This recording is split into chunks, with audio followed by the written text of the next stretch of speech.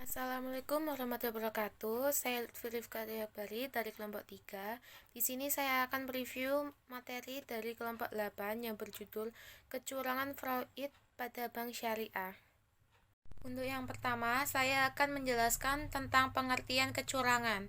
Secara harfiah, fraud atau kecurangan didefinisikan sebagai kecurangan, namun pengertian ini telah dikembangkan lebih lanjut sehingga mempunyai cakupan yang cukup luas. Berdasarkan definisi dari The Institute of Internal Auditor,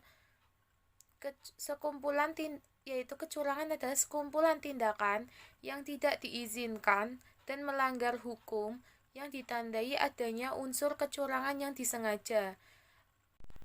Adapun unsur-unsur dalam kecurangan, yang pertama, terdapat tindakan yang melanggar, yang kedua, ditemukan salah satu dan kekeliruan dalam penyajian, yang ketiga, dilakukan oleh individu atau kelompok dari dalam atau luar organisasi, yang keempat, pihak yang dirugikan harus beraksi terhadap kekeliruan, yang kelima, terjadi pada waktu yang lalu atau saat ini, yang keenam, untuk mendapatkan keuntungan pribadi, yang ketujuh, adanya bukti yang material, yang kedelapan, langsung atau tidak langsung dapat merugikan pihak lain, yang kesembilan, dilakukan secara sengaja atau tanpa pertimbangan, dan yang terakhir yaitu mengakibatkan pihak lain beraksi.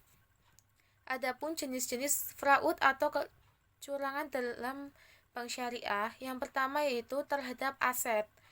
Merupakan aset perusahaan atau lembaga, entah itu dicuri atau digunakan untuk keperluan pribadi tanpa izin perusahaan atau lembaga.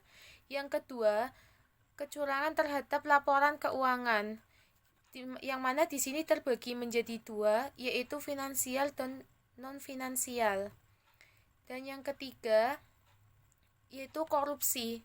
Korupsi dalam hal ini dibagi menjadi dua tindakan. Yang pertama, konflik kepentingan, yaitu yang mana contoh sederhananya seperti seseorang atau kelompok yang di dalam perusahaan memiliki hubungan istimewa dengan pihak luar.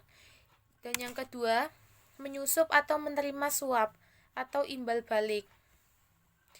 Dan yang selanjutnya saya akan menjelaskan tentang faktor utama penyebab kecurangan pada bank syariah, yaitu terdapat pada faktor generik, yaitu yang pertama, berjalan pengawasan internal, kemudian ketidakmampuan perusahaan mendeteksi adanya kecurangan, yang ketiga, kesulitan dalam menilai kualitas kinerja karyawan, yang keempat, adanya informasi, yang kelima, tingginya sikap apatis dalam lingkungan kerja, yang keenam, relasi yang intens dan konsumen, yang ketujuh, kepercayaan konsumen atau nasabah yang tinggi terhadap agennya.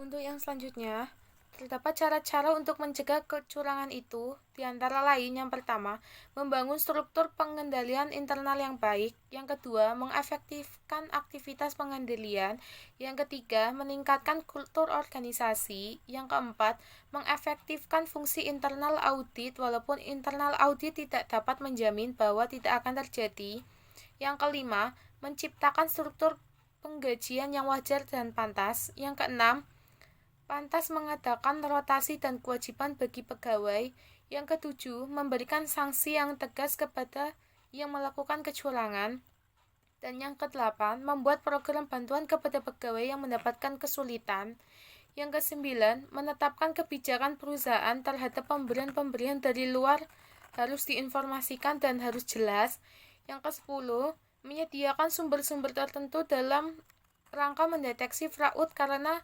fraud sulit ditemukan dalam pemeriksaan yang biasa-biasa saja.